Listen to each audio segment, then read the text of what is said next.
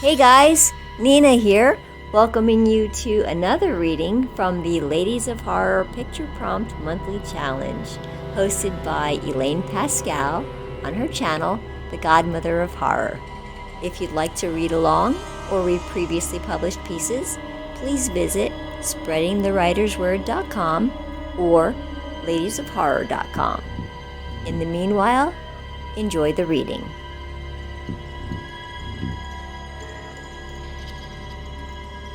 Monsters by Grehy. Child, next time you tend to the dragon's fire, use this timber. The eldest passed Aisha the carefully chopped wood, each piece honed to the perfect length and depth to provide consistent heat to the incubation jars. Her hands appreciated the oily smoothness of each log, glad that tomorrow at least she would not spend her evening picking splinters from her palms. She looked round the ring of elders, her tribal leaders, leaning forward to bow to them in gratitude. Not too close to the fire, child. We must not char our gift to the dragons, the elder cautioned. A gift? How lovely. I'm sure the dragons will be pleased. Her voice trailed away. The dragons rarely showed any emotion that a human could read. The fact that Aisha hadn't been eaten or incinerated was as near to satisfaction with her work as she would get. A gift is long overdue. Have we not been neighbors for many centuries? Do the dragons not give us employment, protection, and a rich living on their lands? The elders said, while the circle of elders nodded gravely.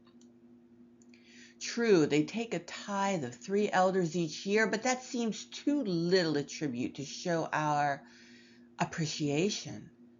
The wood is a simple gift, but one which we think they will remember for many years. The elders nodded, a faint ripple of laughter passing between them. As we remember those of the wise who were taken, the eldest concluded. Aisha clutched a bundle of logs, her eyes downcast. Delivering a gift to the dragon sounded like an honor she had not earned. Eldest, may I ask a question? Speak, child. I am not worthy to approach the great dragon with this gift. Surely one of greater worth should present this token of our gratitude. The eldest leapt up from his seat, his agitation moving around the circle of elders like a whirlwind in a field of wheat. The eldest walked into the circle and put his hand on Aisha's shoulders. No, you misunderstand your importance. You are nursemaid to the dragon's eggs. It would be crass of us to present a gift to the great dragon in a ceremony. Better to deliver a more personal honor. We praise the dragons by tending their young with special care. Just stoke the fires tomorrow as you would any other day. There is much respect and esteem in your work. What have you done? Roared the great dragon. Aisha knelt in the cage of his talons, eyes downcast. I was caring for the eggs, as is my sacred duty. I don't understand what happened. She coughed, trying to rid her lungs of the acrid smoke surrounding the incubation jars.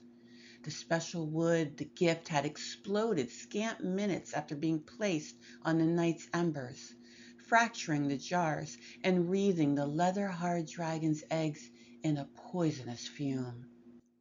None survive, the great dragon's partner said, lifting her head from the disconsolate heap of eggs she had gathered from the shards. Some of the eggs had split, the iridescent infants within fully formed, beautiful beyond words, and utterly still. Your duty? To whom? Aisha lifted her eyes, driven by the great dragon's hypnotic compulsion.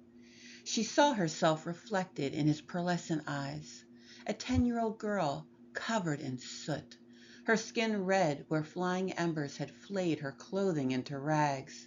Her hands curled with pain, burned as she had tried to roll the eggs away from the poisonous fumes. The elders told me the wood was a gift, that they owed you gratitude for the quality of their lives. Aisha faltered as a great drop of warm liquid splashed over her face. She flinched, then looked down at her hands. Her skin was new, soft and pink, healed by the dragon's tears. A gift? Indeed, said the great dragon. A gift of malice from creatures who thought nothing of killing our innocent young, of destroying a whole generation. I'm sorry. Please take my life in lieu, Aisha cried, feeling the unbearable weight of her people's betrayal and the dragon's grief. The great dragon released her from his claws. No, we do not take the lives of innocents. We are not monsters, he replied.